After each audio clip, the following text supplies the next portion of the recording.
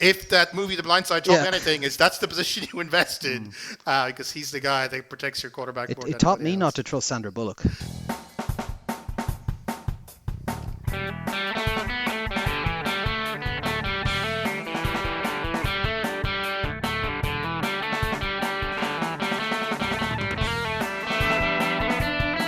So hello, welcome to All Four Quarters, your one-stop shop for news, views and overreactions to all things NFL. This week we're going to be looking at the NFC South, historically the best and most compelling of all the divisions. So hey, we got Connor here and we got Sean. Hello. How are we getting on, Sean? How's it all down in Cork? Yeah, not too bad. Getting through the summer.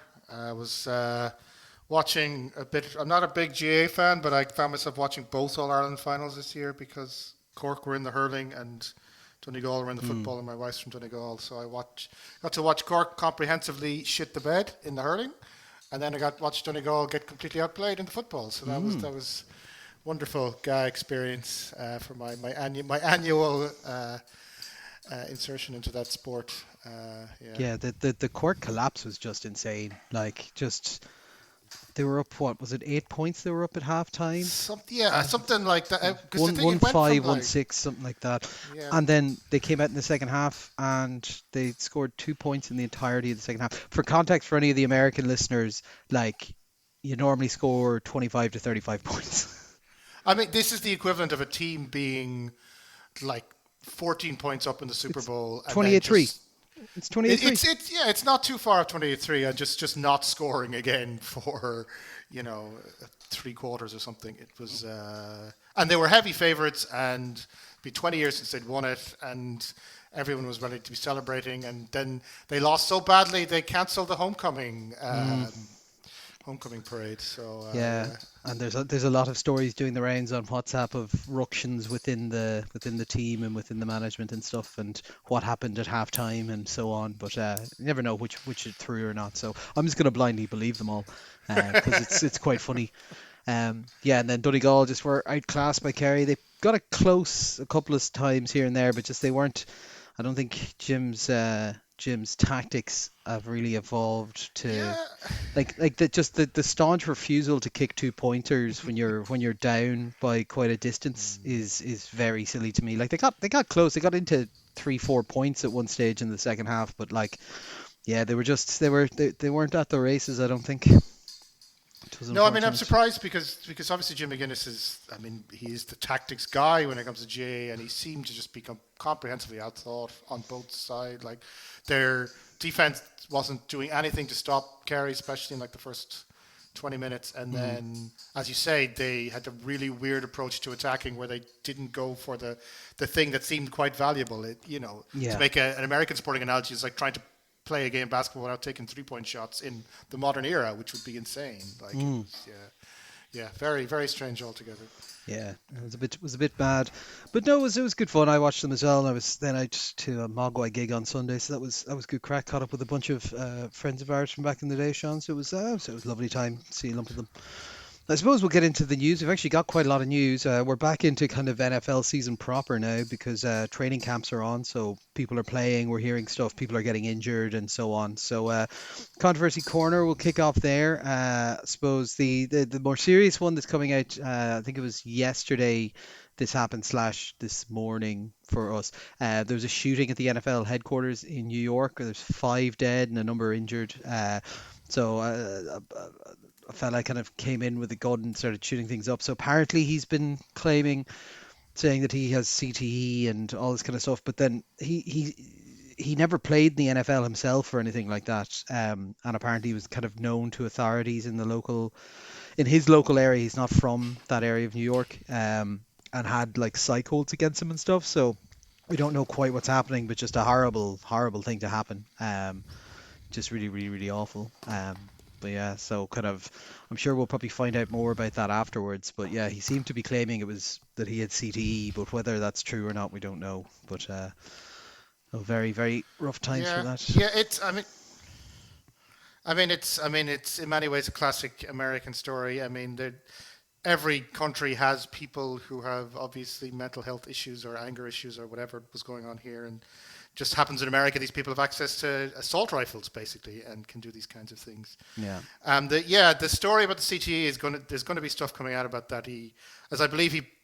According to this article I'm reading now, he played football in high school, and there's no evidence whatsoever so far that they've found that he did have CTE. But it's well, the problem is you can't test for it, like, right? It's literally you can just do it at autopsy. Yeah, well, the guy is dead now. So they can do it now, but But yeah, it's a brain. You extract the brain and you open it up and whatever in order to prove it. So obviously, it's not something that can actually be stated as a symptom or recognized as a symptom when you're alive, because there's no way to test for it. But it's. The whole CTE thing is a serious problem, and the number of footballers or professional wrestlers or any people who have heavy head injuries having episodes like this is well documented. So I wouldn't exactly be surprised if it comes out that it is true. But I don't. The logic of this guy claiming it's all the NFL's fault when he was never in the NFL. At the NFL is. It's a bit of a stretch. It's more just of a general kind of American problem of a guy with documented mental health issues having access to M4 rifles and guns and ammunition and all that kind of stuff is just I think that's maybe a bigger problem that the Americans need to look into. But no, so kind of sorry for all the people who got caught up in that at the building in New York. Steelers legend Terry Bradshaw has been out making comments, Sean. He says a Pittsburgh signing Aaron Rodgers is a joke, that Aaron Rodgers should be off in the woods smoking tree bark or whatever. I think he originally said this in like May, just as they were about to sign him, and he was like, "What is the point of this 1 year, given this guy who's probably past his best, gigantic 1 year contract to achieve what?" And Rodgers, I think, has only gotten around this week to finally responding to it.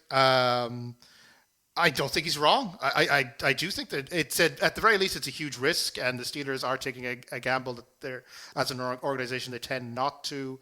And Rodgers, it demonstrates that when Rodgers was in the Jets or whatever, the Jets are not a particularly personality dominant franchise. He can become the guy who takes everything over. But the Steelers have a long history with legends attached to it and a certain ethos.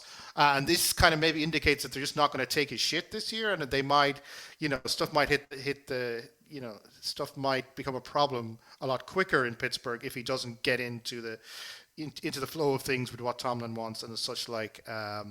But it is a risk. We've talked about it in the previews. It's a risk. He's probably past his best. It's not entirely clear what this plan is supposed to do. Yeah. And they're paying him a lot of money to do it. So I absolutely see that side. My thought process would be, if I'm Aaron Rodgers, why am I even bothering to respond to this stuff from 2 or 3 months ago? Like, I would just try and keep it out of the headlines. Don't engage with Terry Bradshaw on these things. But hopefully, well, it's not like Aaron Rodgers is known for avoiding controversy or not. It's true. But I thought he was turning over a new leaf, Sean. I thought he was going to be a different man this time around.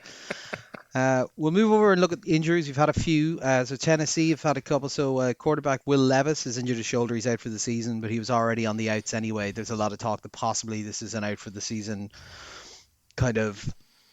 He wasn't going to get the starts he wanted, kind of thing, and was a bit unhappy with them. But we'll see, because this is a pre-existing injury that he's only now decided to go and get dealt with. So obviously he's decided that he's better served getting this surgery now than he is to kind of play the season and maybe take up a role as a backup. The other one that was interesting is Treylon Burks, the wide receiver that they picked up after trading away AJ Brown, has injured his collarbone. He's going to be out for 4 to 6 weeks, I believe, with that. But they have taken this opportunity to cut him, so he's now been released from the team and he's a free agent. So that trade really just didn't work out for them in any way, shape, or form. So that continues to haunt them. Cleveland's quarterback Kenny Pickett has a hamstring injury, which means obviously Joe Flacco is now in the driver's seat to start week 1 for them. It does mean that there's going to be plenty of opportunities for the 2 rookies to get snaps, Shedeur Sanders in particular being the one that the media want to talk about quite a bit. Cleveland's quarterback situation is just a mess at the moment. Now, from what I understand, Joe Flacco is taking minimal snaps at training camp at the moment, mostly because like he knows what they're doing and he doesn't need them, whereas the rookies do. But yeah, I don't know if Kenny Pickett comes back from this hamstring. Does he start, or do they kind of just keep him in reserve now? It's all a little bit of a mess for Cleveland. Well, we knew going in that having four healthy quarterbacks was going to be an absolute disaster, and you're right for in a place like in a situation like that where there's no obvious starter, and you're maybe the guy who can Pickett was probably the guy they might default to just because he's not old and he's not a rookie and therefore he can maybe be a steady pair of hands for week one or whatever. To get injured at this point means you're losing ground in a battle. You're not going to get it back. So I think it's probably go on. I have an idea though, because obviously they don't want to be carrying four quarterbacks, but they probably were going to have to. This means they could probably put him on IR to return, right? Because if I'm Kenny Pickett and I want a job, I look at the opening slate of games for this Browns team and I don't want to be the quarterback. So you go Bengals, Ravens, Packers, Lions, Vikings, Steelers. Like, I think you go, yeah, throw old Joe out there. It's like, oh no, my hamstring is gone. Oh no, I'm gonna miss the first 6 weeks. I guess I'll come back in week 7 and I'll take on the Patriots or something, like go for a little bit softer. But yeah, so it'll be messy. But I think if this is a hamstring injury that continues into it, it might actually help Cleveland's roster management by being able to put one of these guys on IR. And being able to carry an extra slot. More quarterback trouble. Jets. Justin Fields has a toe injury that's day to day. He said he should be fine for week 1, but obviously this is not really what they want to hear when they're at this early stage and they're trying to build up a rapport and get him used to his center and his wide receivers and whatnot. Now, hopefully this won't hold him out too much. But yeah, because it's not, if I remember correctly, it's not a great depth chart there in the Jets. I'm trying to remember who they even have now. Still, because it changed around so much every year. It is, what does the internet tell me? The internet tells Tyrod Taylor. Tyrod Taylor, yeah. Oh, and Aaron Martinez and bunch of guys Brady we've Cook. never heard of. Yeah, Tyrod maybe, Yeah, but Tyrod's older again now. But I get the idea, like, because they've been out and saying that Tyrod can run a lot of the same stuff. He's not as fast as Fields is, but he's still got a bit of movement in that. So yeah, look, we'll see. Like, it's early days, and this doesn't sound like it's too serious. Just keep an eye on it to make sure that it doesn't get further aggravated. San Francisco defensive end Teron Jackson's been hospitalized after a training collision. It sounded quite bad in the reports that were coming out, so hopefully he's going to be okay. Juwan Jennings has a calf injury, which is causing further problems now. We will be talking about them next week, but Jesus, for a team that has a lot of wide receivers, they don't have many that are actually up and running at the moment, do they? The 49ers, as we've seen, when they have all of their skilled players healthy, they'll make the Super Bowl. But they just can't seem to keep them all healthy at any one time. I think this Jennings one is not too serious, but it's just indicative of whatever they're doing in the 49ers in terms of how they train them or the fitness regime or whatever. They do seem very injury prone as a team. They do. Because they've had, I think in the Shannon era, there have been basically 2 entire seasons wiped out by injury. Yeah. And they've otherwise made like 2 Super Bowls in 4 years or something in the other 4 years. So it is the big Achilles heel, as it were, of the Niners, is that they just cannot stay healthy. Yeah. Dallas's offensive line is taking some knocks here as well. So Tyler Guyton, who's going to be the starting offensive tackle, went down in practice. They thought it was an ACL tear. The MRI was negative, but it is a bone fracture, so he's going to be out for 6 weeks. Now that's positive for them. Means he's probably back around for the start of the season or thereabouts, which is obviously much better than losing him for the season to the ACL. But additionally, Rob Jones, who's a guard that they have, who'd been running with the first team at training camp early on, has broken a bone in his neck, and he's going to be out for 2 to 3 months. So that line is getting more and more attrition as we go. And obviously that was one of the things we talked about when we talked about Dallas, was that there's turnaround on that line. It's not quite the strength it was beforehand, and they were relying on some of these guys to come through and solidify it. And that's not what you want this early into training camp, to have one definite starter, possibly 2 starters dropped out for the moment. That's rough going. But sure, look, we'll see. They don't really need that much of an offensive line. They don't have any running backs, so they don't need to be making holes for anyone. It's not like they have a quarterback to protect or anything. No. Here we go. Okay, let's look at some of the extensions. Denver have decided they like what they've got in Cortland Sutton. 4 years, $92 million. That seems, to be honest, a decent enough deal. Like getting a relatively high end wide receiver on like 20 odd million a year is pretty good in the current market. Sutton looked good last year. He has chemistry with Bo Nix, so I suppose it makes sense. This will look very cheap in 2 years' time. Oh yeah, I mean absolutely it is. It's odd when we go through some of the other extensions and the things that are being thrown at people like offensive tackles now really contrast the fact that this is a WR1 for a playoff team and they're getting him for less than 25 million a year. It's a good piece of business for the Broncos. He's reliable, and with a developing quarterback like Bo Nix, you want to have that continuity around him. Absolutely. Yeah, the Chargers offensive tackle Rashawn Slater has gotten a 4-year, $114 million extension with 92 million guaranteed. It makes him the highest paid offensive lineman in history. Again, on paper, this is an extension, so once you add in the years that are already on it, it kind of comes down, but it gives the soundbite for them. But like it's a lot of money. But look, they like what they have in Rashawn Slater. We've talked previously about the Chargers and how the ethos of Harbaugh there is to build out that line, like obviously the pickup of Joe Alt last year and so on. Slater is a solid offensive tackle. This seems a bit pricey, but again, look, the tackle market is crazy. In fact, all offensive lineman markets are crazy at the moment, but like, because realistically, so this is 4 years, 114 million. It's probably more like 6 years, 140 million, which is a far more stomachable number, I think. But yeah, I think it's a good bit of business for them anyway. Particularly they've now invested in the Marion Hampton, the rookie running back there, so this kind of helps lock in good line play for that. It's certainly a statement of intent, and then the headline money.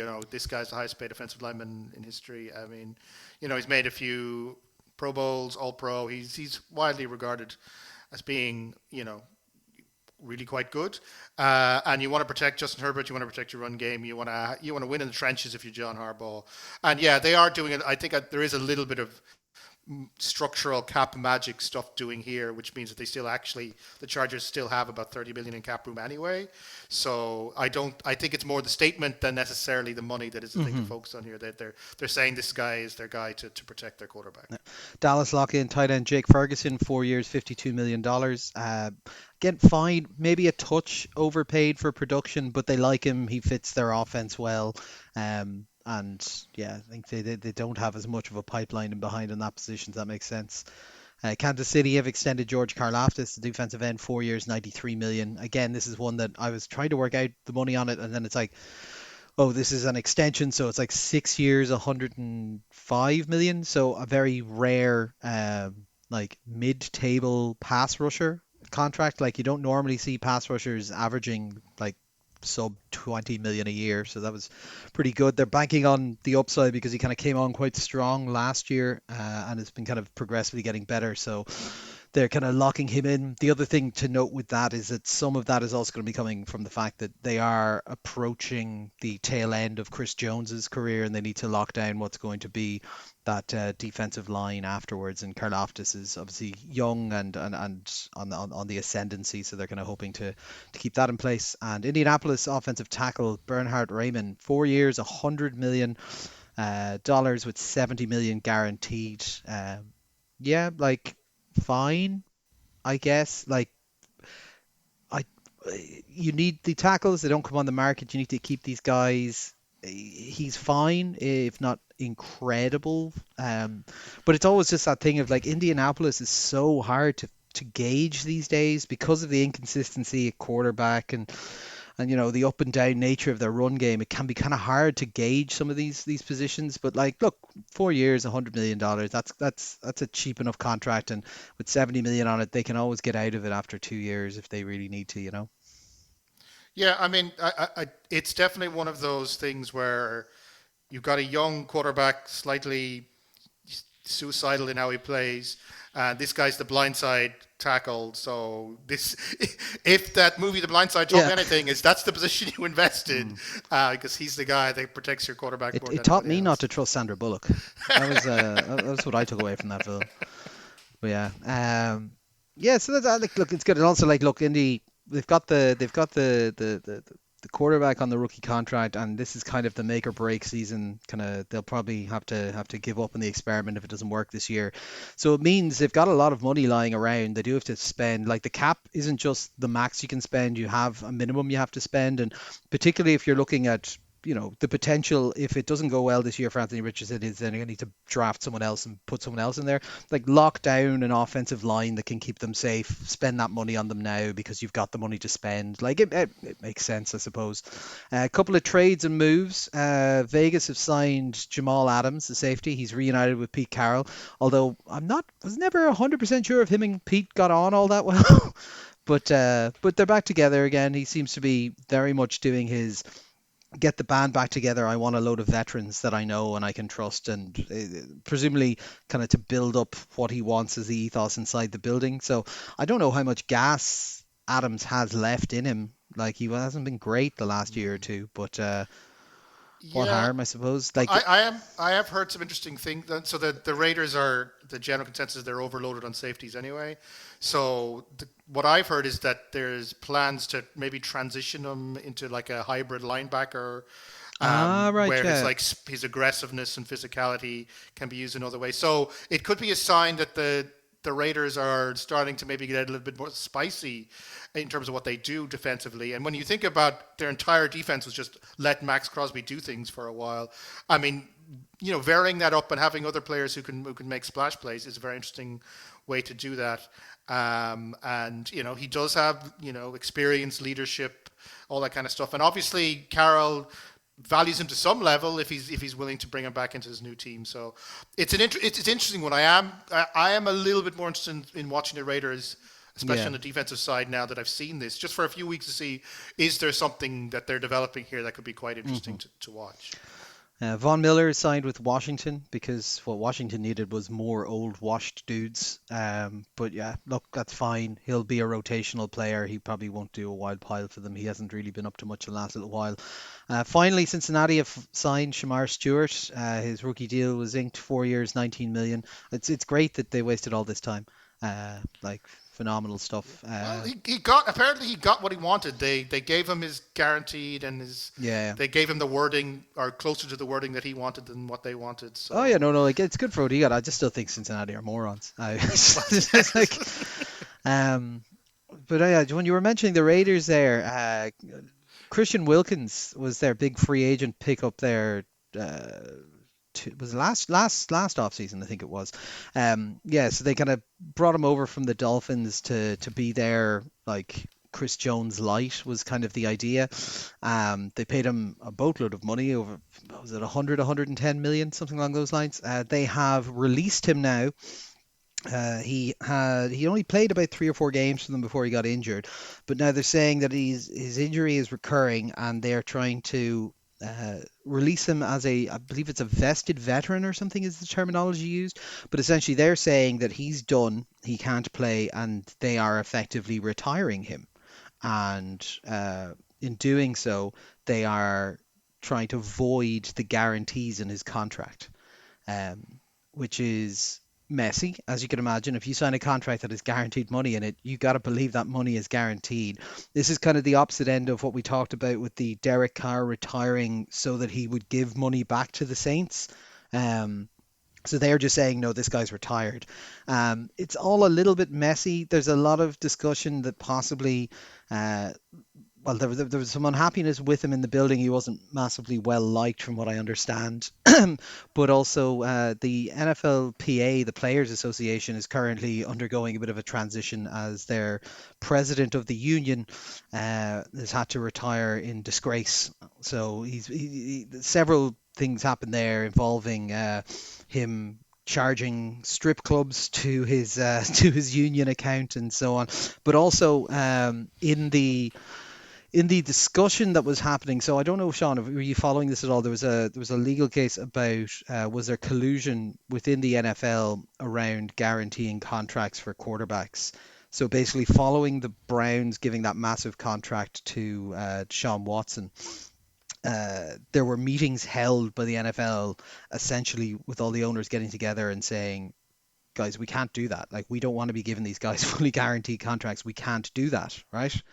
And somehow, even though it's very clear on the transcripts that there was collusion, they've decided there's not collusion. But on the transcripts, this chap from the NFL Players Association was in the meeting as well and talking quite derogatorily about players within the union. Very specifically, he fucking hates Russell Wilson. And some of this was obviously came out in the court case, and it said, oh, it reflects very poorly that you're in there in a room with owners bad mouthing players, union members, and so on. So it's not great, but essentially there's some discussion that the Raiders are taking this bit of a power vacuum to be, well, we can now try and save ourselves $45 million because if there's no one leading the Players Association, who's going to challenge us? So we'll see. But just very messy. It's another one of these big free agent swings that the Raiders have tried and just haven't worked out for them. Yeah, no, I remember definitely last summer he was touted as being, the big addition. You get him and you team up with Crosby, and you can do some very exciting things on the defensive side, and it just never really worked out. And I mean, I won't pretend to understand the various legality behind all the various things that are going on. America, such a litigious culture that I'm sure both sides are lawyering up as we speak. That basically they voided his contract because he wasn't staying essentially in condition well enough, and he's challenging it. And there's also they're claiming he hasn't rehabbed correctly for the leg injury or something. That his rehab isn't up to standard, and that's why they're voiding it.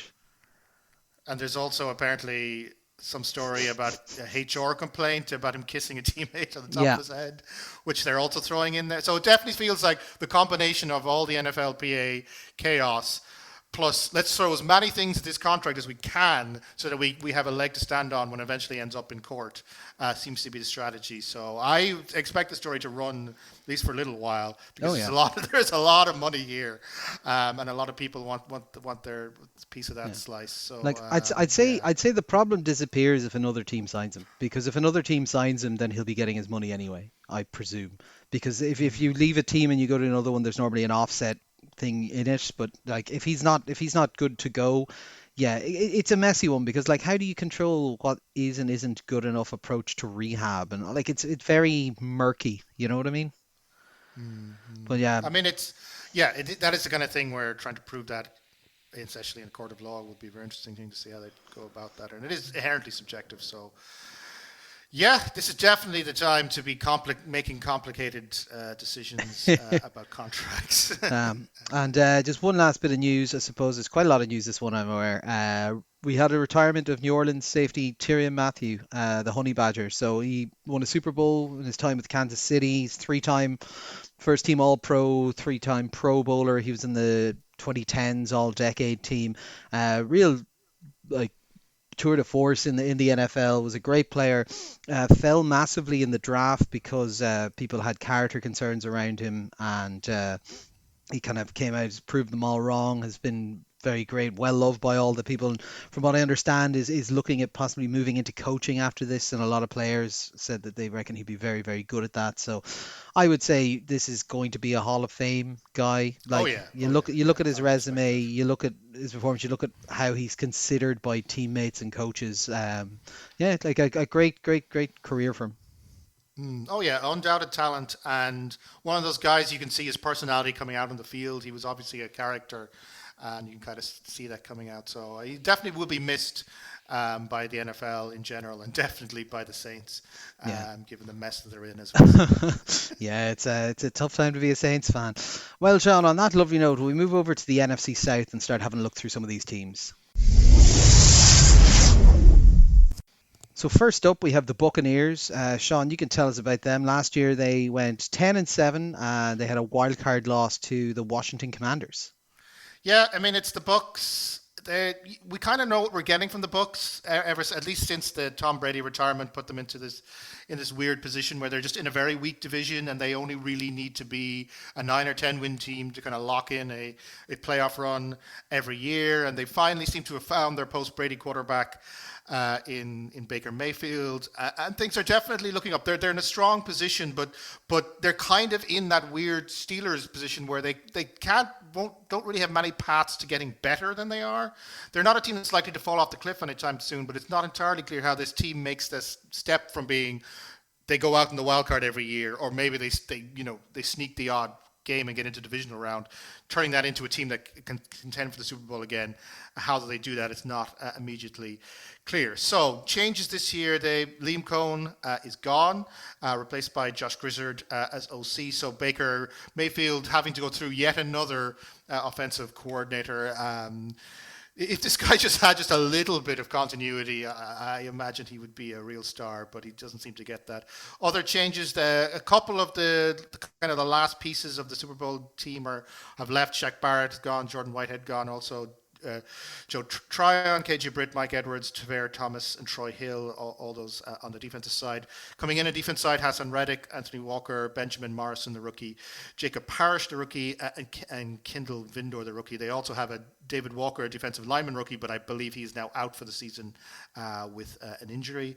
On the offensive side, a couple of rookie wide receivers, Emeka Egbuka, Tez Johnson, Charlie Heck on the O-line, who's gone out, Robert Hainsey, Justin School, Royce Newman, and on the O-line, and running back Chase Edmonds. So not a tremendous amount of change. This is the Bucs. The Bucs are definitely in the last 5-10 years, they're definitely a continuity. They don't like making widespread changes. They kind of like tinkering to make things a little bit better, or maybe replacing the pieces that they've missed. So we should probably maybe expect some elements of continuity as things go forward. I mean, the big question is, Liam Coen's gone to coach the Jags. There's new guys come in. He's essentially, untested as a play caller in the NFL. But the story within the Bucs is all about, continuity, system structure. We're just going to tweak things here and there. We like what we see on the offensive side, and we're going to move forward. But there's a lot of defensive-ness I've noticed. I mean, I think Todd Bowles, the head coach, was actually quoted as saying it's not as bad as you think, which always makes me believe it definitely is as bad as you think. So there are going to be questions there in terms of, can Josh Gizzard, as the new OC, taking on this role as a play caller, does the fact that he and Baker know each other from previous iterations, that he's an internal promotion, will they allow Mayfield to continue to go on? I mean, he had a really good year last year if you look at the numbers. I mean, I think he was up there in the 70s for completion rate and stuff like that, and quite a few touchdowns. So he's definitely in a good place, and they want to keep it that way. And stuff like, apparently third down conversion is a very big issue for the Bucs in that they're quite good at it. I think they're like up there near the highest in the league, and they want to keep it that way. So they're definitely emphasizing continuity, but it's going to be interesting to see how that goes. I mean, they still have Evans, they still have Godwin, they still have people like Cade Otton. I mean, Jalen McMillan, who's now into his second year, is being touted as being the breakout potentially in that side. So it's quite a stable foundation on the offensive side, and certainly there's real talent there, and they have Bucky Irving, in the backfield, and they have quite a strong line as well. So offensively, I don't expect that this change in OC is going to be disruptive. I think they got Baker in the place that they want him to be. He seems to be happy there, and they haven't really changed anything else, and the plan is continuity. So I think we can say offensively this will be pretty much the same team as we got last time around. The question maybe now is more on the defensive, and this is what is always been a little bit of a mystery, right? So, Todd Bowles made his name as the defensive guru, right? He's the guy who basically schemed up 3 huge playoff wins in the Bucs' run to the Super Bowl by doing really weird defensive shit that completely caught teams off guard, and then the offense under Brady just had to do enough to win games. So he was the guy, right? He was seen as being he was given the job as head coach because he was seen as one of the advancing defensive coaches, ones for the future. And yet last year they were pretty terrible, really. They were atrocious against the pass. I think they were bottom 5 against the pass. They were giving up almost 250 yards a game. So they're going to have to find some, some new way to move forward. And especially if they're talking about making a deeper playoff run, if they're talking about something more than just winning their division, the defense and its ability to stop elite offenses, or their ability to make an impact on that side of the field, is going to be big. So apparently Bowles has added a lot of kind of veteran coaches, and names like Mike Caldwell, Charlie Strong are being slotted into very important places on the defensive side. They're emphasizing dominance on the defensive line. The addition of Reddick, I think, kind of gives them that increase in explosiveness, even if he isn't quite maybe what he used to be. But they've still got Vita Vea, collegiate can't see. There's a lot of decent talent on that side. There's a lot of talk about Yaya Diaby, who, by the way, has the most soccer name that I've ever seen from an NFL player. He's like the big edge rusher. This is the guy Bowles is talking about as being the guy that they've been developing him, and they really see him as being the explosive part next year. So up front, there's some weaknesses, yes, and it's going to be interesting to see how Reddick slots in, and can they find something for him. On the back end, there's still pieces. I mean, Antoine Winfield Jr., there's still something he's going to rely upon, but maybe not quite a certainty in terms of how and going on. There's a lot of talk about Shiloh Sanders being, developed as a kind of, he was undrafted, but he's been developed into, an important piece of that defense. So there really shouldn't be as bad defensively as they might end up being. Like this is a team that on paper, good defensive coach, solid pieces. They seem to have a clear game plan. It should work, right? But it didn't work last year, and I'm not entirely sure if they've made the changes to make it work again. I think Bowles is, to a certain extent, maybe coasting a little bit on that one season he was a really good defensive coach, and they've been underplaying how much they haven't really done since then. That said, it's still a really weak division. It's arguably getting weaker as the years go on, right? The Saints looked a little bit spicy at the start of last year, completely fell off. The Panthers are, very much in rebuild, and the Falcons just can't really get their shit together, and they can't, it's not entirely sure if they have the right answers at quarterback. So the Bucs, the division is theirs to be won, right? And they definitely have the pieces and the continuity to do that. So I'd absolutely expect them to, at least from my point of view, to win that division, get themselves a home playoff game. And the real question is, can they do anything after that? Like, who do they get as the fifth seed? It's possibly going to be someone like from the NFC North, maybe the Packers, maybe, or maybe someone like the Rams or something. Like, they're going to be facing a good team if they win their division in the wild card, and it's very hard to see them getting past that. So for me, the Bucs, it's kind of same as always, right? This is a decent team. Kind of very much on the continuity side of things. I think they'll win enough games because they're in a weak division to win the division, but I really can't see them making much of an impact once the playoffs come around. Yeah, see, this is it's often my problem with the Bucs is that they are that continuity franchise. Like, nothing does feel like it's changed hugely on it. Like I said, UOC, but hopefully we'll keep this stuff together. They've basically just kept the band together. Like, Mike Evans is still there. Chris Godwin's still there. That's good. They're good players, but like, they are older. Like, I would like to see. The hope is essentially that either Ibuka or the seventh round rookie Tez picks up something and kind of can add another element to that offense. Because like I said, look, the offense is fine, but it doesn't get you overly excited. Like, you'd want to see something a little bit more game changing coming out of it, because like you said, we've kind of seen we've seen what it can do when everything goes right, and I don't see much that's changed on that changes the floor on it, but also not a huge amount that changes the ceiling on it. The defense, you're right, Sean. I think that's where this will be made or make or break for them. They've got a good front line. Maybe they could do with a bit more pass rush here, but like, I look at their second level of the defense, and you're hoping that some of the rookies work. You're hoping Elijah Roberts is good, or Jacob Parrish is able to step in, because like, Levante David is fine, but he is old at this stage. Like, he's lost a step. He's not what he was. Like, do you trust like Christian Isian, like Anthony Walker? And then the back end of the defense is fine, but again, old and a little bit slower. So like Antoine Winfield at free safety, oof, not sure about that.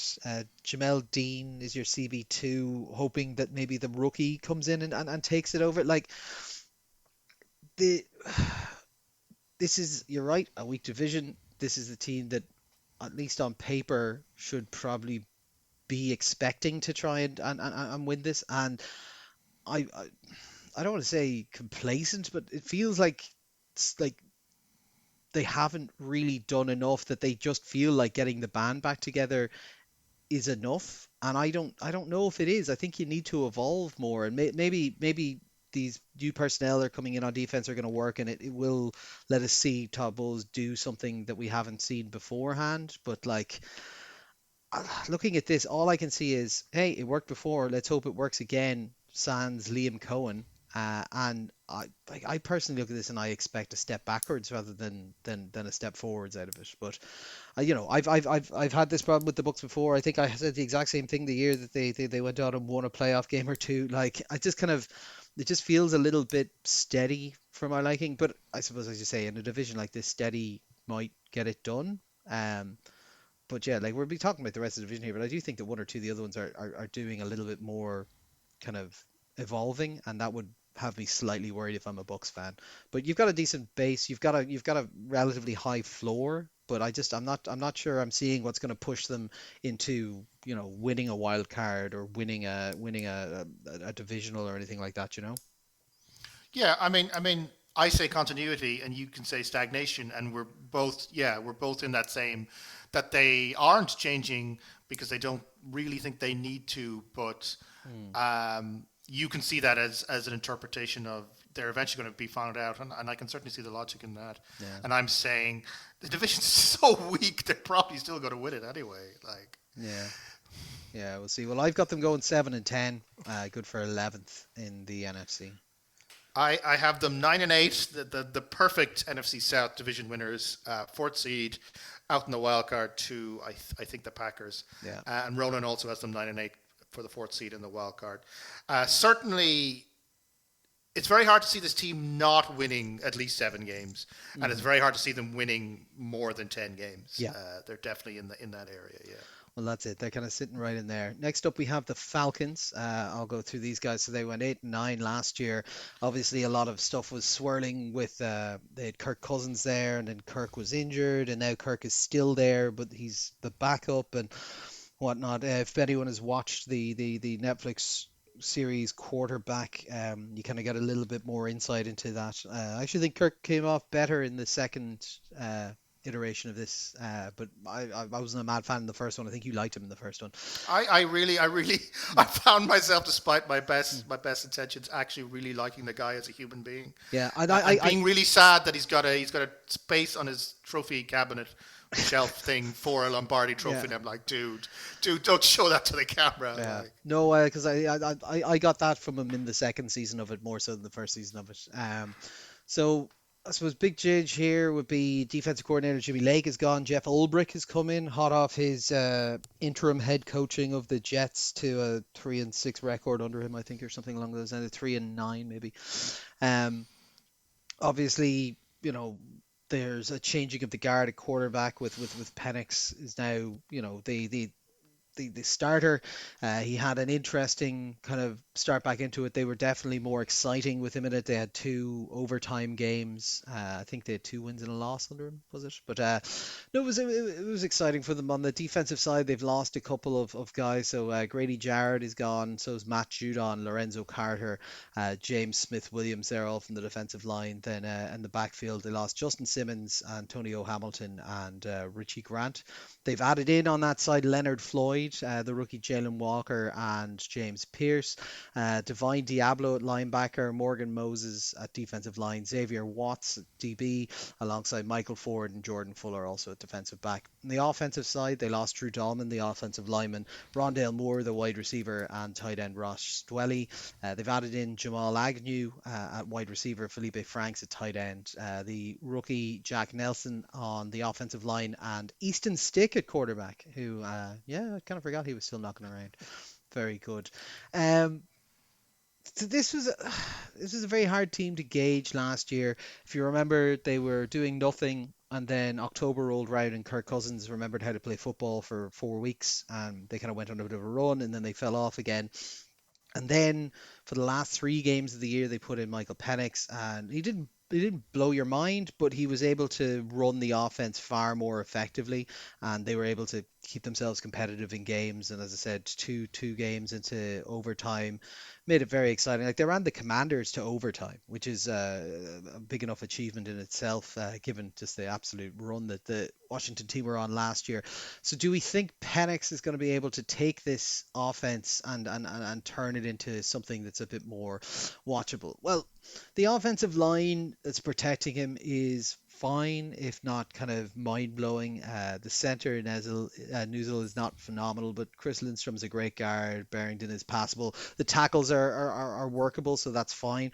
He's got what you want from to support a young quarterback, which is they have an absolute stud in Bijan Robinson, understated to carry the rock for them. He's got a WR1 in Drake London, who came on leaps and bounds last year and looked great. Um, Behind that, maybe there's a couple more questions. So like Darnell Mooney is your WR2, and you've got like Ray McLeod, Kaderil Hodge pushing in there.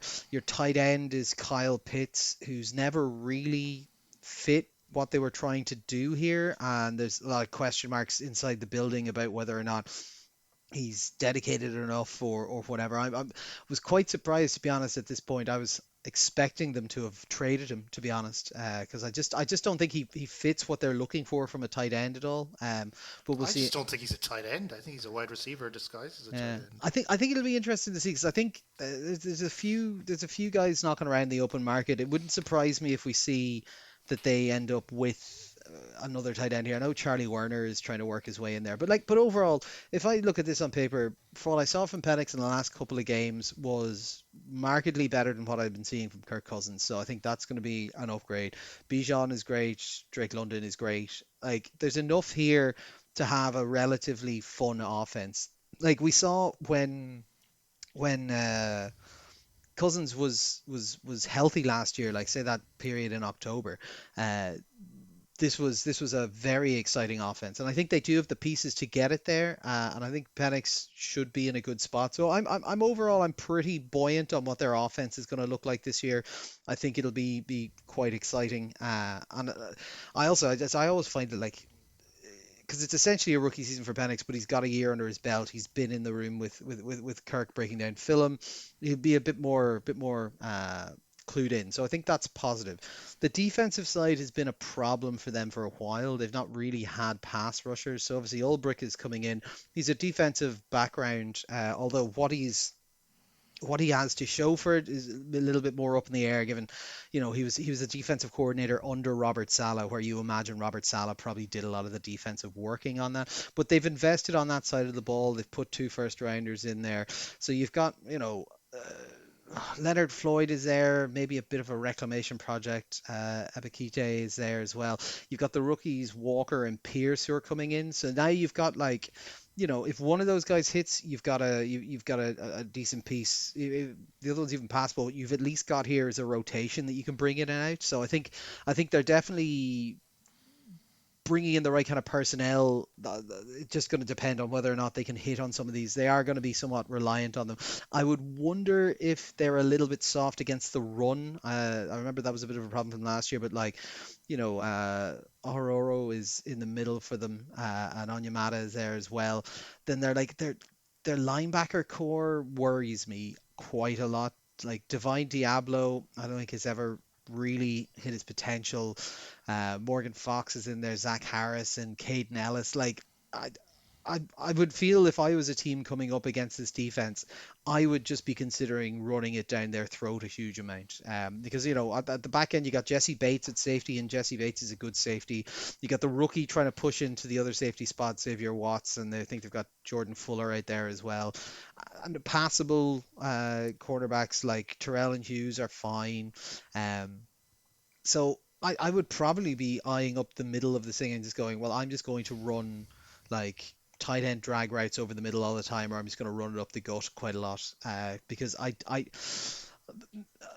Unless both these rookies hit hard, I'm not sure that they're going to have the front seven that they want. And it's a lot of turnover on both sides of that. Like, on like it's a huge amount of new names coming into the pass rush rotation, in Floyd being you and the two rookies, and like Devine Diablo and Morgan Fox only just coming over this year as well. So like that's quite a lot for them to try and work in. And yeah, like oh, best will in the world, Ulbrich doesn't fill me with high expectations. Like he's been around a good bit. He's played himself, but like he hasn't got a lot of experience, as I said, where he didn't have someone else there who was already quite defensive minded and kind of more in control of that side of things. So I don't know. Like we'll see. We'll see if they can get that turnaround. But if there's a weak point on this Falcons team, it's going to be that defensive side of the ball. And I just think they're maybe a little bit too exposed now. Similar to what you said about the Bucks, Sean. This is not a division that fills you with fear in that direction. Like Panthers are okay, but like Chuba Hubbard and so on. Like it's not terrifying. But it's a question of, will the offense be exciting enough and different enough with Pennix there? Will he be able to run it so effectively that having what I would imagine might end up being like the 20th defense in the league this year, like is that enough to overcome that? In a division like this, it could be, because like you said, I think 9 wins probably wins this division, but it's a big soft underbelly to have lying open. Yeah, I mean, I can certainly see the logic. There's enough talent that the Falcons have in key places and in this division. There's no reason to think that they can't get those 9 wins that will win them the division. I can certainly see that the various paths in that direction. I just think there's just too many question marks over too many parts of this for me to really buy into it at the moment. And I think there is a fundamental Falconsness to the whole thing that means that, to me, it's more likely a lot of these questions are going to be answered in the negative than in the positive anyway. Now, I mean, the good parts are really good. I mean, Bijan is a beast. Drake London is a very good wide receiver. They've got, a couple of strengths on the line, as you said. Jesse Bates is a phenomenal safety and a really interesting guy to have in your locker room, because he's basically plays as like the quarterback of the defense. You can really give him complex stuff, and he can work well with it. So the good parts of the Falcons are really good, but there's just an awful lot of parts around those good parts that have too many question marks about it. Like Michael Penix, yes, I can see him maybe developing into something in the long run, but he will be effectively a rookie in a lot of ways. I mean, Kirk Cousins is probably a great guy to talk to in the film room, but he's not going to be out there on the field telling you which guy to throw to. And I mean, they're apparently they're pushing for a real deep ball game, because Pennix has quite a good arm. So there'll be a lot of down the field stuff. But when you have a rookie playing a deep ball passing game, to me that just sounds like turnovers. Like you're taking more risks than maybe you need to. He's not going to be a kind of a shutdown, pass it to the tight end kind of guy. He's going to be the guy taking risks, and that will work. This is definitely an offense that's going to score a lot of points certain weeks. I can see them hitting 40 points maybe twice during the season or something when things just click. But I also can see an awful lot of turnovers if there's miscommunication with the receivers, or this line fails them in particular ways. So I just think there's too much a question mark over Phoenix to really give it the credit for it. The offensive line, I think, there's definitely improvements there in terms of what's going on. I mean, I think they're definitely building towards something. I think they re-signed or extended Jake Matthews, which kind of demonstrates that they do want to build that continuity there. So certainly I can see on that side of the trenches, on the offensive side, they might be able to do an awful lot of good things, especially since it's basically going to be built around building running lanes for Bijan Robinson, which he's so talented, he doesn't really need an awful lot. The defensive side, like you, I think I have a little bit more questions about, especially up front. I think there's an awful lot of turnover that's going on. The loss of Grady Jarrett, I think, is going to hurt them to a certain extent in what they're trying to do. They're relying on an awful lot of new players and an awful lot of young players. Like there's an awful lot of expectation that rookies will step up, and I'm not necessarily sure that they will do so. And I mean, some of the stories coming out of the camp about the Falcons, about the fact that they, on the defensive side in particular, they seem to be getting into fist fights. I think apparently it's just one rookie edge rusher, James Peace Jr., who seems to be picking fights with people. But it is indicative of a culture where things aren't set in stone, right? There isn't an established hierarchy on the defensive side. These guys are the stars, you guys are the backup. It feels like when things like fistfights break out, or young guys are trying to make a name for themselves, it suggests they think there's an opportunity there. And that's good on one level. You want your young guys to be trying to prove themselves, but you don't want your young guys to be starting fistfights in order to prove themselves against more senior guys. So there's a worry there maybe about leadership, maybe about how strong this coaching team is in terms of just controlling the players they have around them. And when you have an awful lot of rookies being pushed forward into key spots, it just feels to me very brittle, right? It feels to me that there are so many ways this can go wrong. And I mean, even the fact that Kyle Pitts, who had a terrible year last year, I know because I had him in fantasy and I had to watch him week in, week out, not catch any balls. Why is he still their starting tight end? Like, there's just things the Falcons are doing that better franchises wouldn't do, right? Better franchises would have solved that problem straight out of the gate. Better franchises wouldn't have created the situation last year where they picked up a veteran QB and then immediately drafted for a rookie QB to undermine him. Better organizations wouldn't be allowing the team to be fighting at training camp or stuff like that. And those are the kind of signs to me that suggest that they are still the Falcons, right? They're going to be fun to watch because they've got a lot of good players, but I just don't trust them when the chips are down to actually be able to win all that many games, because I feel that they're brittle. And I mean, I think it speaks volumes that none of us are all that surprised that the one team who did throw away a massive Super Bowl lead was the Falcons, because that's not a thing that a Steelers would have done, for example. That's not a thing that the 49ers would have done. The Falcons, there's just a lot of certain franchises have, the Chargers are an example of this, have just an inherent, shitness about them that undermines a lot of their efforts. And I feel the Falcons kind of have that everything they do turns just a little bit to crap because they've thought about it 95% of the way. They haven't always thought about it 100% of the way. So I can never really be up on the Falcons. And to me, the question marks are just too big that the really good parts, I just don't, like in most years, I just don't trust the Falcons to be able to make the best use out of the best parts to make up for the fact that they're going to have all these weaknesses surrounding them. Yeah, so I've got them. I'm more on the upside than you are. I've got them 9-8, which is good for taking the division, the 4 seed, and they get knocked out in the wild card. I seem to be really down on them. I have 6 wins, 12th best team in the NFC. I mean, it's such a weak division; they'll probably win more than 6 games. But it's a tough year for these guys because I think they've got the AFC East and the NFC West as their rotational. So like there's a lot of here's the 49ers, here's the Bills, there's a lot of tough games on the schedule for them. But yeah, no, and Ronan is in the middle there. He's got 8-9, although they just miss out on that one. Next up, we have the Panthers. They went 5-12 last year, but look to be a little bit hotter towards the tail end of it. So the big question here is, can Bryce Young capitalize on what was a strong end of the season and turn it around? So there's been a few changes around here. So off the defensive side, they've lost Jadeveon Clowney and Deshaun Williams off the defensive line, Shaq Thompson at linebacker and Cam Gill at linebacker. They've brought back in, Derek Brown's back from injury for them. Treshawn Morton is in, rookie Nick Scorton, Prince, oh my God, I've not tried to say this name out loud, Uman Malin, Princely Uman Malin is the rookie coming in.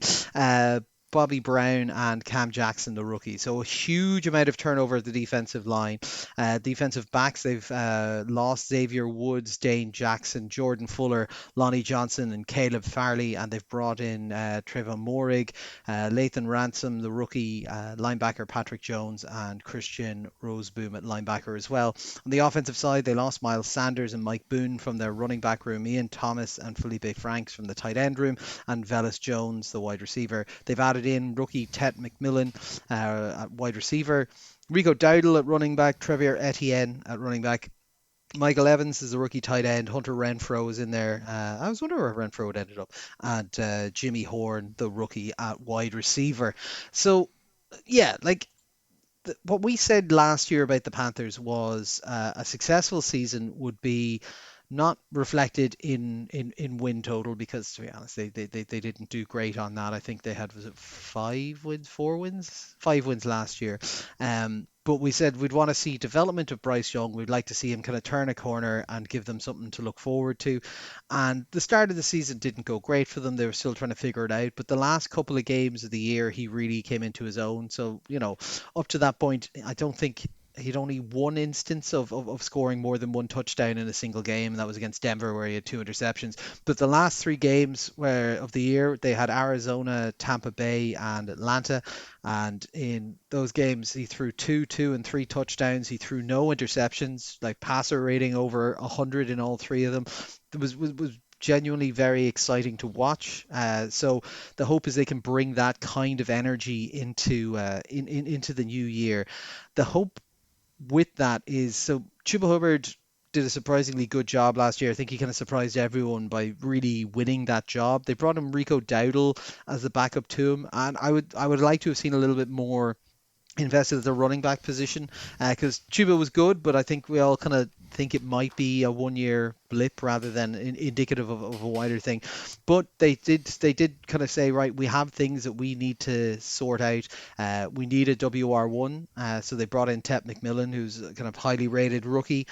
He's penciled in to take over the main wide receiver one spot. Adam Thielen is still there, still being surprisingly productive in his, like, presumably age 48 season at this stage.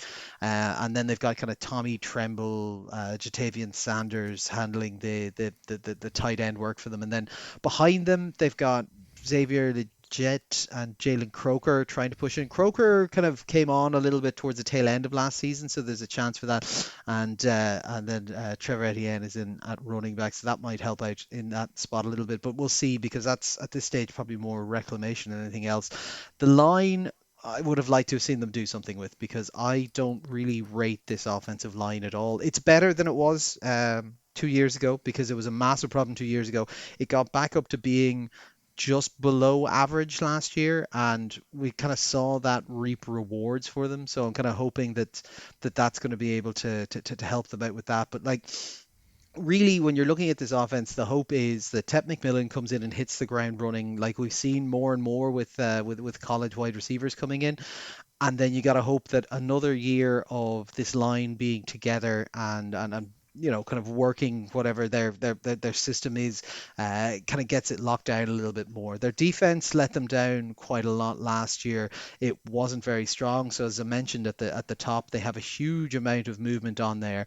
So Derek Brown was kind of the anchor in the middle, and he was good. Treshaun Morton's coming in to join him, and that's a solid piece. They've got DJ Wonham and kind of a mixture of Patrick Jones and the rookie Nick Scorton coming in to try and be the edge rushers on it, and they haven't really found a huge amount of success there recently, but we'll see. Their linebacker core into the secondary is not something that I would be mad excited coming into a year and looking at that, right? Because, right, Brown's back, that'll help out the front, but you've got Trevor Morig is going to probably be a starting safety for you. You're hoping maybe Ransom, the rookie, can come in or something like that. JC Horn is good, but again is getting a bit older and was a little bit slower. Mike Jackson is an okay cornerback too. But, like, you look at this defense and you kind of go, I really hope that some of these rookies or some of these signings can start to get a bit of pressure, because look, they'll be better with just having Brown back in, I think, right? That's a solid enough piece to add back in. But I don't know if I look at this and I go, this has really turned a corner, you know? Like Vero has had criticism about the performance, and I suppose previously he's been able to say, look, they were turning over a terrible roster, or we had an injury to Brown and he was kind of a key part of what we were doing. But I don't know. I think they're doing a lot of churning, and I think there might be more churning to have to come here because I'm not sure outside of Derek Brown who you hang your hat on that defense. So you're gonna have to hope that the young guys step up, that Tet McMillan is what he can be, that Bryce Young continues on the pace that he was in the tail end of the season, because like it wasn't was it like he's not the world's most exciting passer, Bryce Young, right? He's good, he's competent, but like, he's I'd say probably averages about 200 yards a game, maybe something like that. That pushed up a little bit at the tail end, but two of those games were overtime games. Like he's safe. He doesn't do anything too crazy. If he can get on the same page with Tet McMillan, they can start to push a little bit. Maybe you'll get something out of it, but the problem is the Panthers feel very similar to the position they were in beforehand, where we want to see development, we want to see Bryce Young pointing in the right direction. I was hoping that at the stage we got to now, we'd now be going, we've established that, and a successful season is now looking at kind of going and pushing into the 8-win, 9-win category, seeing what you've got, and maybe having some difference makers on defense. And that just doesn't seem to be happening here. It's still going in the right direction in my head. It's still looking better than it did, but it's moving at a glacial pace. Like, I think they're going to improve ever so marginally this year, Sean, but I'm not seeing a huge amount outside of maybe Tet McMillan being, the best wide receiver to come out of this draft class, and really nailing it and having the relationship with Bryce Young. I don't see how this season is massively different from the last one. Yeah, I mean, the line you said there about the development's in the right direction, but the speed is glacial. It's exactly how I feel about it. It's like, yes, I look at this and I'm a little bit less utterly despondent about the Panthers as I have been maybe the past 2 years of previews we've done for them, where it's like I just really struggling to see how this team gets better. There's a little bit of a plan, especially on the offensive side. You can kind of see the plan coming into shape.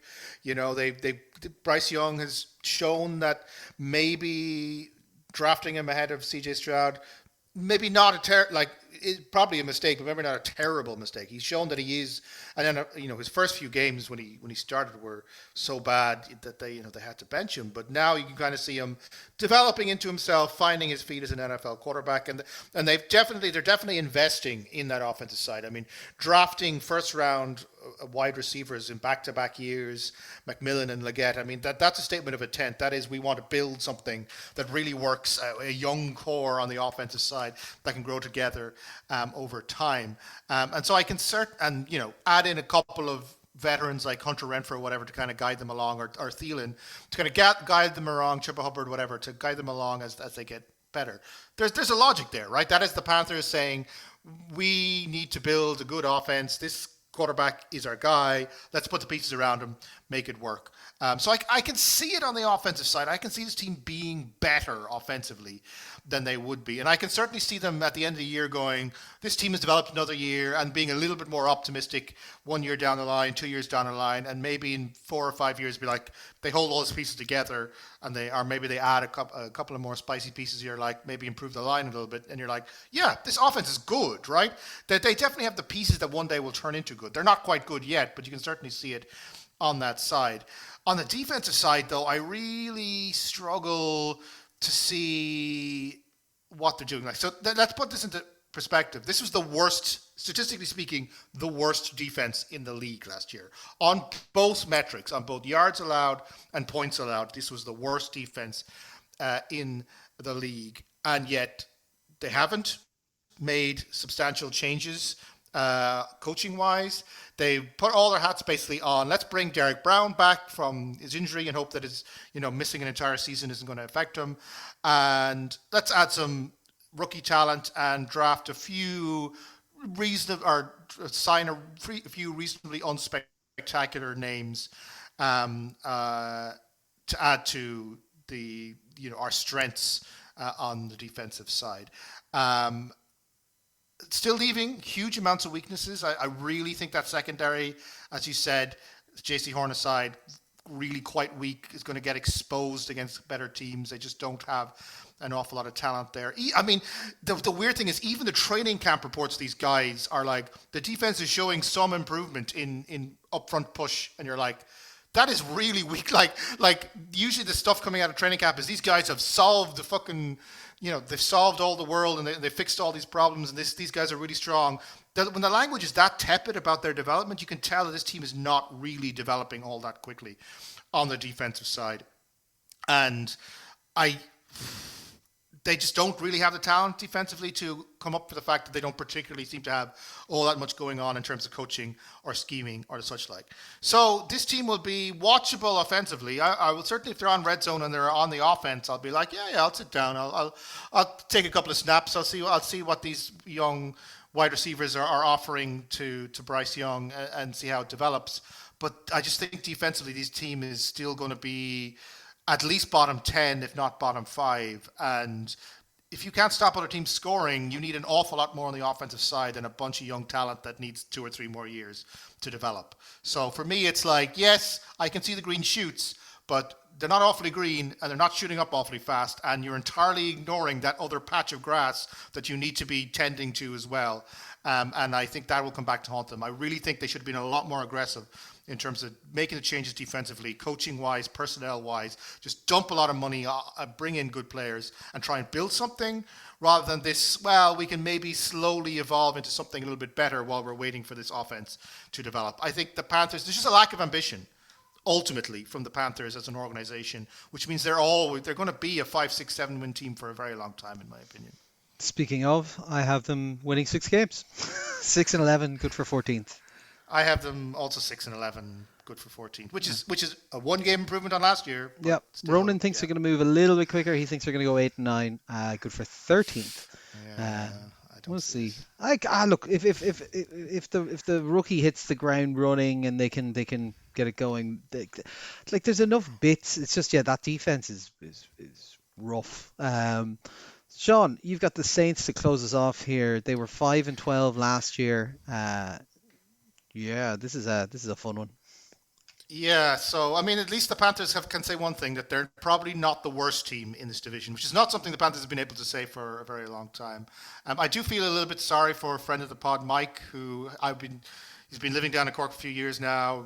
He's talking about getting to the NFL. He was like, which teams should I support? I accidentally first encouraged him to pick the Dallas Cowboys, and then I was like, no, you should not support the Cowboys. No reasonable person does. So then he finally hooked onto the New Orleans Saints because of the romance of New Orleans and all that kind of stuff.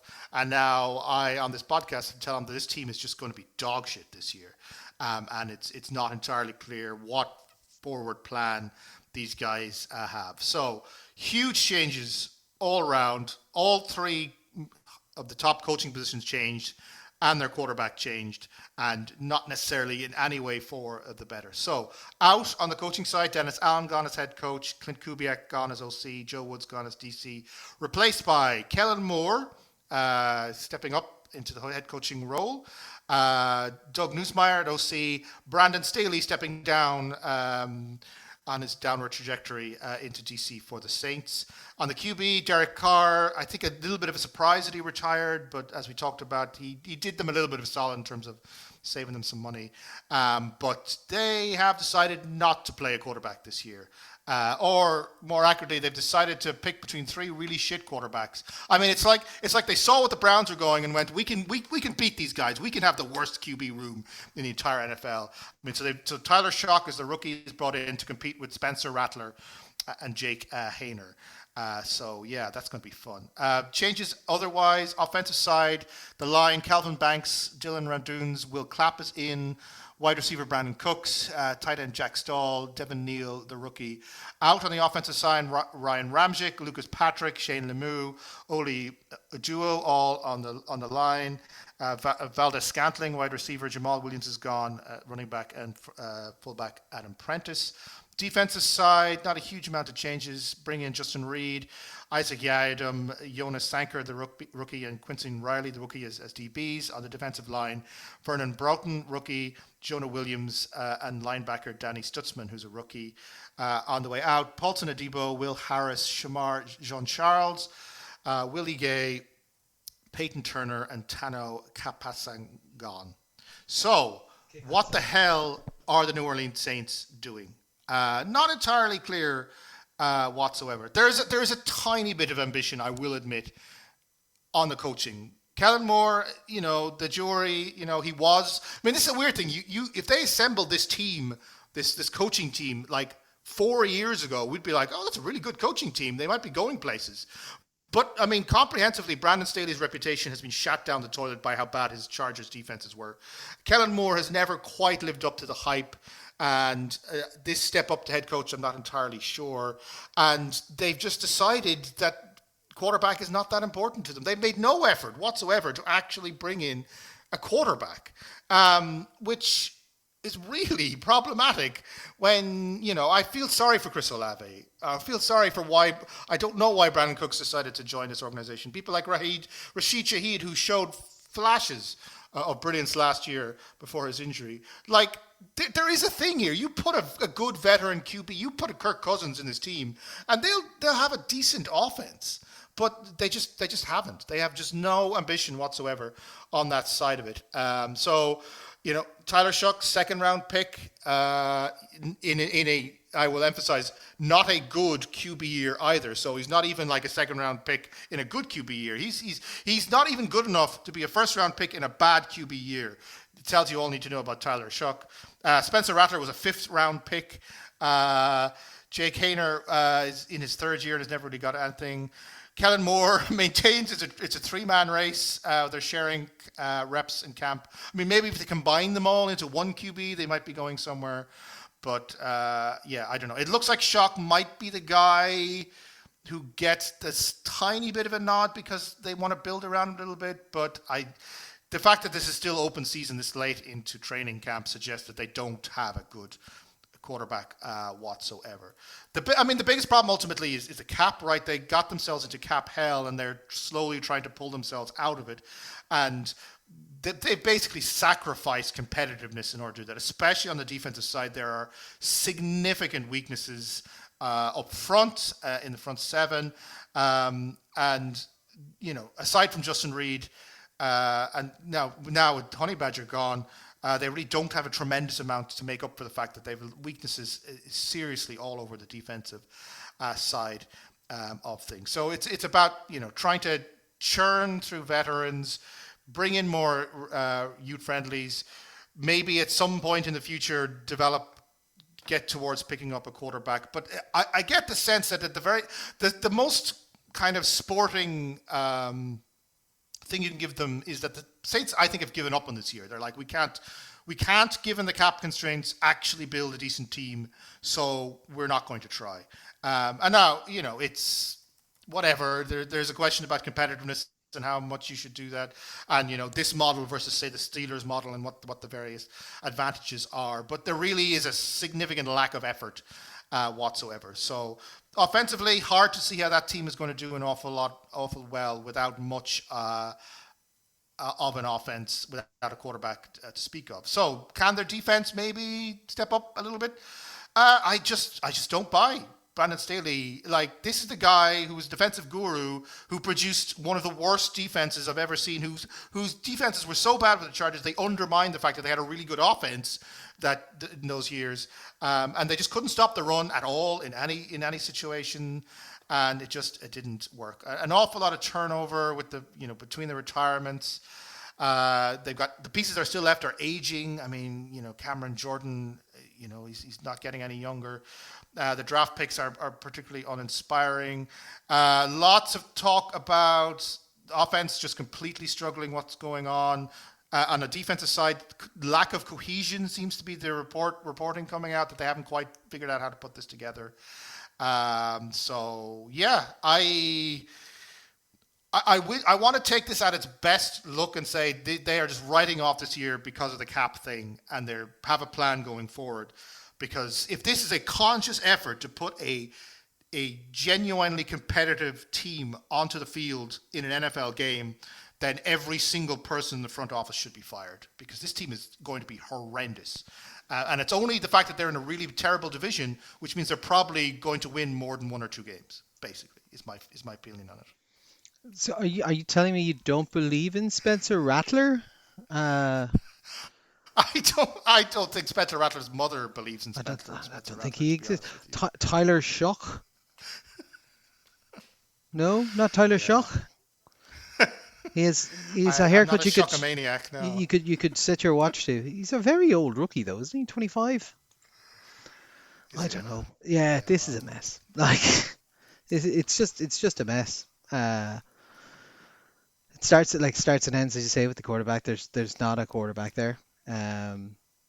They've got pieces, but as we've been saying for years, aging and whatever. Like there's 1 or 2 things they're doing which I like. So things like draft a rookie offensive lineman and Kelvin Blanks. Like you need to start finding some foundational pieces for the full rebuild. That's fine. Get him in, test him out, see if you've got him. If not, try again. But this isn't a team that's built to be competitive. And I don't honestly, I don't really know why the likes of Kellen Moore and that would jump on this opportunity in inverted commas to come over, because there's not really much of a chance of success with this lineup. Like the front 7 is awful, just awful. The back end is not great either. So the defense isn't going anywhere.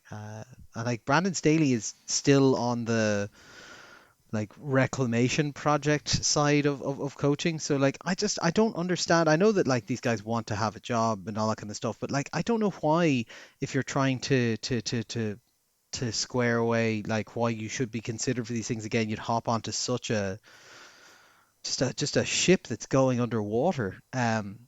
Positives: Alvin Kamara is still a good player. The wide receiver group is fine. Olave's good but old. Cook's fine but old. The line's not terrible. And that's about it. That's all I can really take out of this. It's positive. Yeah, I hope you're right, Sean. I hope this is just a cap dump, clear the books kind of year for them. But I'm not even sure it is, because I think they've pushed a load of money into multiple years ahead as well. So I think there's more than 1 year of pain coming here. But yeah, I don't see. I think the only reason that they're not taking a step back is just the schedule, that they've got a couple of easier games on it, and they'll split a few with their own divisions. But they were 5-12 last year. I have them going 5-12 this year. There's nothing to say about this team. They just happen to exist. Yeah. It'll probably make for a good pub quiz question in a few years' time. The Saints went into this season with these 3 quarterbacks, true or false? And then the obvious question of who actually plays the most games. Yeah, I don't know. It's just it's rough. It's a rare occasion where you just have a proper there's nothing happening here, and I cannot see any route for anything else to happen here. Yeah, it's just rough going. Well, and it's not like they didn't see this. I know. I mean, Ronan is very good for keeping a track of this cap thing. The Saints have been talking about the cap problems they've been having for literally years. And they just ignored it until it got to the point, as this is, where they literally cannot field the team anymore because of how bad their cap situation is. So, yeah, I have them 4 wins, worst team in the NFC. If they were in an AFC division, they'd probably win 1, maybe 2 games. But because they're in the NFC South, they'll probably steal a few. Yeah. Yeah, so I was just having a quick look at it there as well. So they actually have some cap space this year. About 20 million, but I think they've got some guys that need paying, and some of that's coming from retirement. They're already 25 million over the cap for next year. That is rough. It all clears after that, so that's when they're free again. But yeah, the this year and next year are going to be tough for them to field teams. Yeah, I've got 5-12. Ronan's got 5-12. God, we really probably should have finished on a different team. This is a real bummer. Oh well. So, any crack with yourself for the next wee while? What end of July? Yeah. So I am actually working on my novel is coming out. Well, it's coming out officially at the start of September, but I have a soft launch thing coming up at the start of August. So I'm still trying to work through various dealing with the advanced review copy hell of trying to get people to actually put reviews on various websites. So that's going to be occupying my time for the next little while, I think. I'd imagine so. Yeah. It's interesting. I'm learning. The whole thing is a learning experience, and I'm definitely learning. But there's a reason people who have entire jobs opt to do these things. I can hear that. Yeah, I'm off to Donegal this weekend to see the family and to go away with them, play a bit of golf, chill out. We've got we'll be chatting again before we have the college football in Dublin. So we're going to be attending that. So that'll be good fun. But yeah, nothing too wild now. We're just at that late little bit of summer run now where it's a little bit more free time, a little bit more sun in the air. It's nice. It's a good time. Good time. Well, I suppose that'll wrap us up for this week. So it's bye from myself, it's bye from Sean. That's been all for recorders. Thanks for listening. We'll chat to you next week.